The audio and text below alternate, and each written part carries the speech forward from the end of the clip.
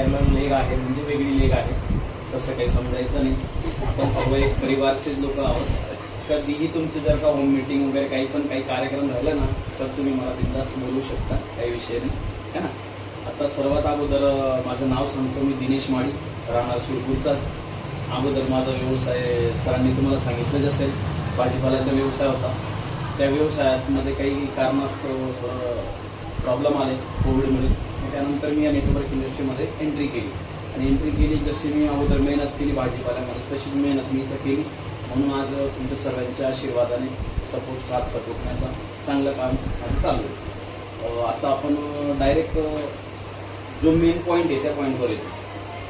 आता बघा, आपल्याला या रियांश अमृत ज्यूस विषयी माहिती सांगायची आहे आणि खास करून ही माहिती कशी सांगायची लोकांना हे पण मी तुम्हाला प्रॅक्टिकली करून दाखवतो.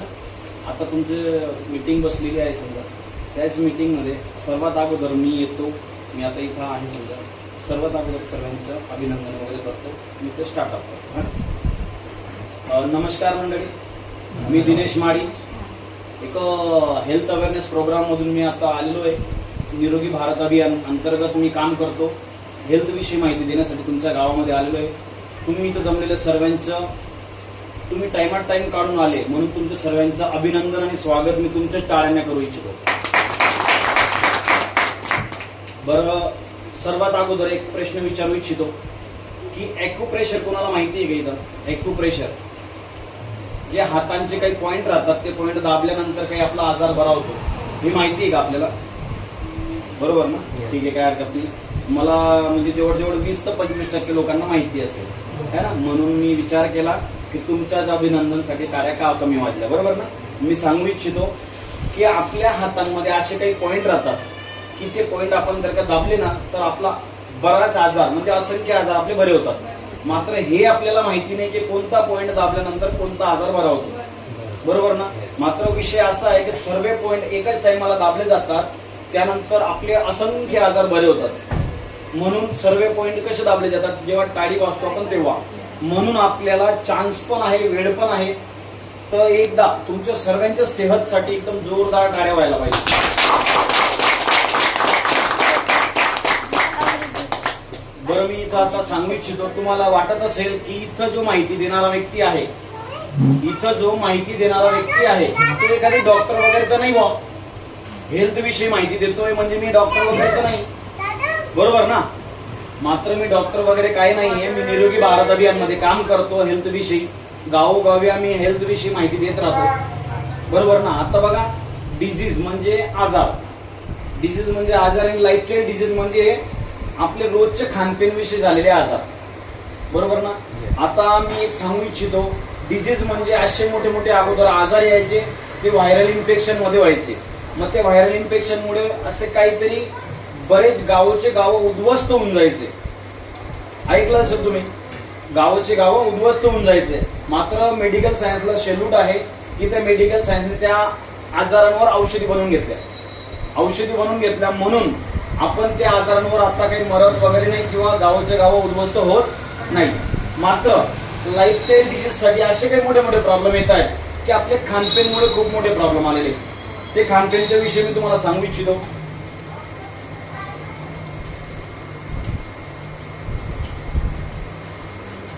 बघा, आपल्या मानवी शरीराचे सर्व ऑर्गन व्यवस्थित आणि सुरळीत काम करायला पाहिजे.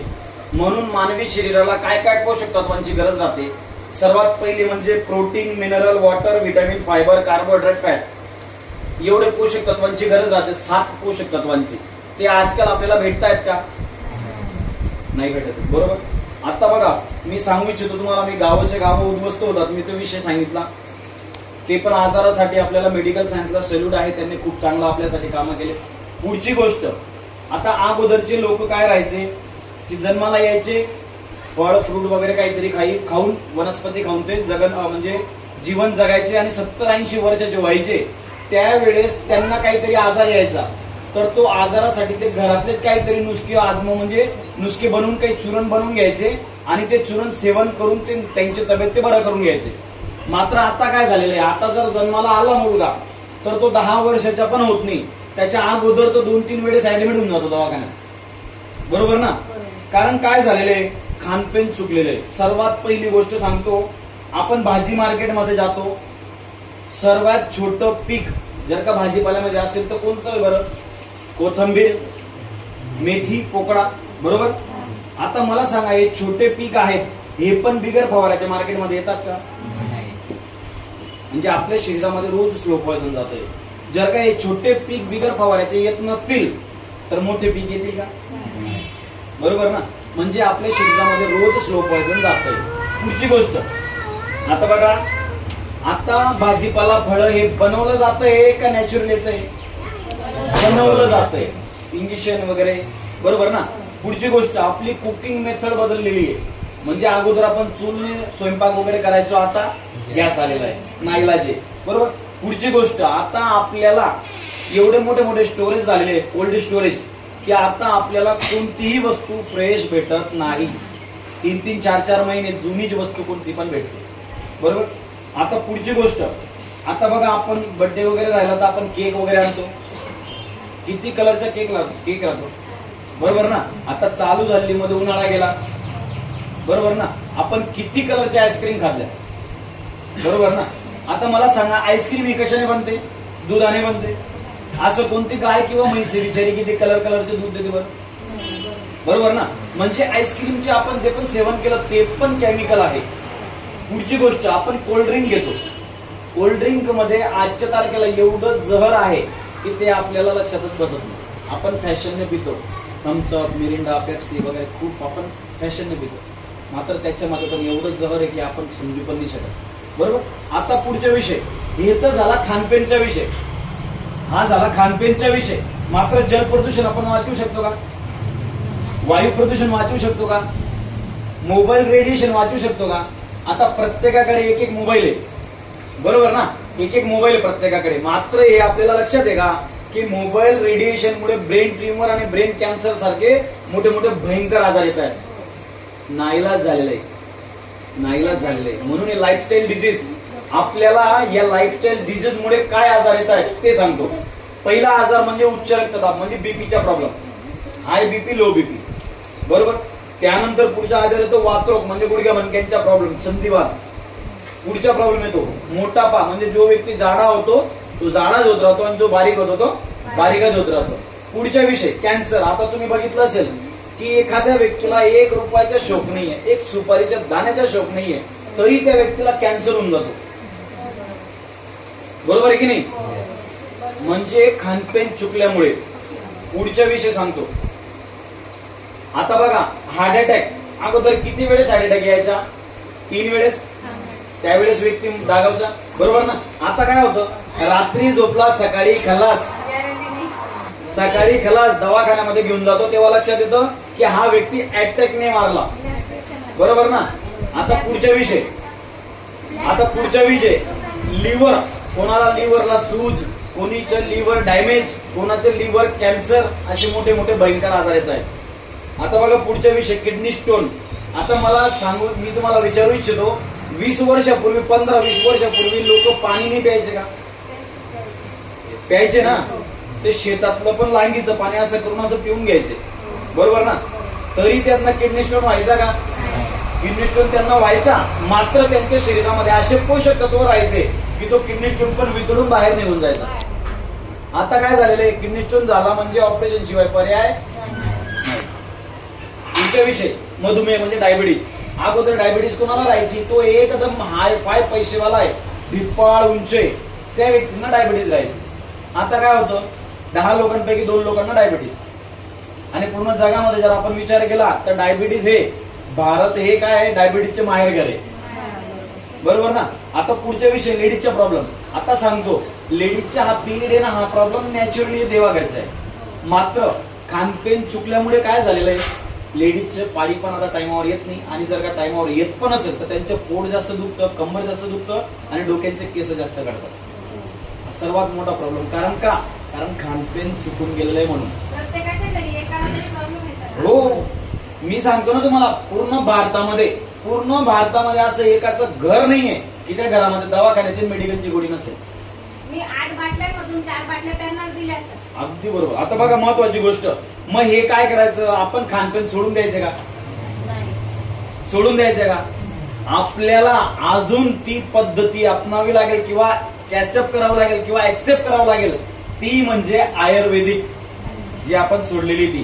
फॉरेन कंट्रीचे लोक आयुर्वेदिकला ऍक्सेप्ट करतात आणि ऍलोपॅथिकला दूर करतात, आणि आपले लोक ऍलोपॅथिकला जवळ करतात आणि आयुर्वेदिकला दूर करतात.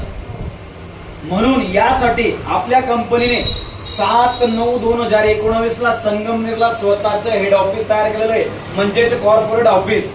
हे कॉर्पोरेट ऑफिस स्वतःचं 12 ते 15 करोड रुपयाचं आहे, आणि या प्रोडक्टला मार्केटमध्ये विकण्यासाठी जे काही सर्टिफिकेट लागतात ते परिपूर्ण सर्टिफिकेट आपल्याकडे आहेत. आणि आपल्या कंपनीची एवढी रेंज आहे. मात्र हे प्रोडक्ट आपण कुठेही ठेवून विकू शकतो. पानच्या दुकानावर, किराणा स्टोर्सवर किंवा भाजीपाल्याच्या दुकानावर कुठेही ठेवून विकू शकतो, घरात ठेवून पण विकू शकतो. कारण तेवढे सर्टिफिकेट आपल्याजवळ आहेत. आता या कंपनीचे सर्वात मदर प्रोडक्ट, एक नंबर प्रोडक्ट जर कोणतं असेल तर त्याचे नाव आहे रियांश अमृत ज्यूस. यासाठी जोरदार टाळ्या वाजवा पाहिजे. तर हे एकच प्रोडक्ट किती आजारांवर काम करतं. बवसीर, पाइल्स, पथरी, किडनी स्टोन, संधिवात, जॉईंट पेन, मधुमेह, डायबिटीस, रक्तचाप, हाय बीपी, लो बीपी, रोग प्रतिकार शक्तीला वाढवतं, कोरोना व्हायरसमध्ये उपयुक्त, अस्थमा, श्वसन विकार, अपचन, कब्ज, ऍसिडिटी, किडनी रोग, लकवा, पॅरालिसिस, हृदयरोग, कॅन्सर, एड्स, मूत्राशय रोग, बालों को जड़ने से रोकता है, मासिक तनाव, मोटापा, ओबीसी, स्मरण शक्ति को बढ़ाता है, पाचन शक्ति को बढ़ाता है, गर्भधारण क्षमता को बढ़ाता है, infertility, migraine, thyroid, fungal infection, blockage, totally फक्त आणि फक्त एकच बॉटल सॉल्व्ह करते. मानवी शरीराचे डोक्यांच्या केसांपासून तर तळपायापर्यंत कुठलाही प्रॉब्लेम असू द्या, फक्त आणि फक्त रियांश अमृत ज्यूस, ओनली वन. बस. पुढचे प्रोडक्ट आहे हे लिक्विड फॉर्म मध्ये आहे. मात्र हे पण सांगतो, आतापर्यंत आपण आयुर्वेदिक मध्ये फक्त भुट्ट आणि गोळ्याच बघितल्या होत्या. मात्र लिक्विड प्रोफाईल मध्ये बनवण्यासाठी सर्वात मोठं चॅलेंजच हे होतं आपल्या रियांशला, की याला लिक्विड प्रोफाईल मध्ये बनवण्यासाठी 3 ते 3.5 वर्षाचा मोठा रिसर्च लागला. त्यानंतर हे प्रोडक्ट लिक्विड प्रोफाईल मध्ये आलं. कारण लिक्विड लवकर असर करतं आणि गोळ्या उशिरा असर करतात. म्हणून लिक्विड प्रोफाईल भारतामध्ये सर्वात प्रथम प्रोडक्ट आहे. म्हणून हे प्रोडक्ट एक नंबर चालतंय. आता बघा पुढचे प्रोडक्ट आहे डायबिटीज म्हणजे डायबोजी. ज्या व्यक्तीला 200+ शुगर असेल, 200+, त्या व्यक्तींना डायबोजी आणि अमृत ज्यूस द्यावा लागते. जर का 200- असेल तर हे अमृत ज्यूसच सर्व कव्हर करून टाकते. हो. पुढचा विषय, ज्यांना गुडघ्या मणक्यांचा नॉर्मली प्रॉब्लेम आहे, नॉर्मली तर फक्त एकच कव्हर करून टाकते. जर का जास्त प्रॉब्लेम असेल गुडघ्या मणक्यांचा म्हणजे संधिवात वगैरे, गडिया रोग म्हणतो आपण, तर त्यांना अमृत ज्यूस आणि अर्थोजी कॅप्सूल द्यावं लागते. आणि अर्थोजी पेन ऑइल पण आहे. आता पुढचे प्रोडक्ट आहे ज्या पुरुषांना मुलबाळ होण्याची समस्या आहे, ज्यांना पंप काउंट वगैरे कमी राहतात, शुक्राणूंची संख्या कमी राहते, स्टॅमिना वगैरे कमी राहतो, त्या पुरुषांसाठी जर का नॉर्मल प्रॉब्लेम असेल तर हेच कव्हर करून टाकतं. जर का जास्त प्रॉब्लेम असेल तर हे आणि पॉवर बुस्टर प्लस हे घ्यावं लागतं. पुढचा विषय लेडी लाईफ केअर. लेडीजचे सर्व प्रॉब्लेमचं सॉल्युशन एकच आहे. पाडी न येत असेल किंवा प्रॉब्लेम येत असेल, पांढऱ्या पाण्याची समस्या असेल, गर्भपेशीला गाठा असतील, हार्मोन अनबॅलन्स असतील, कुठलाही विषय असू द्या लेडीजच्या, XYZ कुठलाही विषय, नॉर्मली विषय असेल तर हेच कव्हर करून टाकतं. जर का जास्त प्रॉब्लेम असेल तर अमृत ज्यूस आणि लेडी लाईफ केअर, एक नंबर रिझल्ट डायरेक्ट. आता पुढचे सॅनिटरी नॅपकिन. आता मला सांगू इच्छितो तुम्हाला, भारतामध्ये काय अख्ख्या जगामध्ये काय झालेलं आहे, सर्वात जास्त कॅन्सरचे पेशंट कोण आहेत माहिती आहे? लेडीज. काय आहेत बरं माहितीये का? कारण त्यांना पिरियड जो येतो ना, त्या पिरियडमध्ये जे खराब रक्त त्यांचं बाहेर जातं, ते आपण बाहेरचे सॅनिटरी पॅड वगैरे वापर करतो ना, यूज करतो ना, ते खराब रक्त बाहेर जातं ना, तेच खराब रक्त मध्ये पण जातं. कारण काय होतं माहितीये का? बाहेरचे खराब नॅपकिन आपण यूज करतो, आणि हे आपले सॅनिटरी नॅपकिन असं आहे की याला अँटी रेडिएशन चिप आहे. जे ब्लड बाहेर येतं ना खराब होतं, ते बाहेर येतात बरोबर डायरेक्ट निगेटिव्ह होतं, म्हणजे खराब डायरेक्ट एवढंच शुद्ध होऊन जातं. ते जर का मध्ये गेलं ना तर कुठलाही प्रॉब्लेम येत नाही, कारण ब्लड येतात बरोबर डायरेक्ट निगेटिव्ह होतं. म्हणून याच्यामध्ये लेडीजला जो ब्लड कॅन्सर म्हणा किंवा लेडीजचे कॅन्सर असू द्या, स्तन कॅन्सर वगैरे भरपूर प्रॉब्लेम येतात लेडीजना. म्हणून हे याचे यूज केल्यानंतर पूर्ण प्रॉब्लेम सॉल्व्ह लेडीजचा. एवढे असे प्रोडक्ट आहेत. आणि खास करून मी तुम्हाला एकच सांगू इच्छितो, आता ही एकच बॉटल आहे, बघा बरं झाला, ही एकच बॉटल आहे. ही एकच बॉटल एवढ्या आजारांवर का काम करत असेल, कसं काम करत असेल, हा प्रश्न येतो सगळ्यांना. आणि आपल्याला पण विचारतात लोक, एकच बॉटल एवढे आजार वेळा बनवतोय मग तू, बरोबर आहे की नाही. मग हे का असं काम करतं ते पण सांगतो. बघा, हे रियांश अमृत ज्यूस हे फक्त फ्रूट ज्यूस आहे, हे कोणतं औषध वगैरे नाहीये, हे फक्त फ्रूट ज्यूस आहे. मात्र औषधीपेक्षा कमी पण नाहीये. कारण का, कारण याच्यामध्ये 42 प्रकारचे हर्ब्स आहेत, 12-13 प्रकारच्या फॉरेन कंट्रीच्या बेरीज आहेत, 5-6 प्रकारचे फळे आहेत, बाकी सर्व आयुर्वेदिक वनस्पती आहेत. आता देवाने, ईश्वर, अल्लाह, वाहेगुरु, जिजस जे पण असतील देव, आपण बघा आपलं शरीर देवाने असं बनवलेलं आहे की आपल्या शरीरामध्ये कुठलाही आजार येऊ द्या, कुठलाही, तर आपलं शरीरच तो आजार बरं करून टाकेल, बरोबर. मात्र का, कारण आपल्याला देवाने जे प्रकृती दिलेली, प्रकृतीमध्ये जे आयुर्वेदिक वनस्पती दिलेले आहेत, फळफळावर दिलेले आहेत, आपण त्यांचे सेवन आता करतो का. म्हणून आपलं शरीर आजार वाढवतं आणि आजार पण बाहेर काढत नाही. आणि तेच काम आपले CMD सरांनी केलेलं आहे.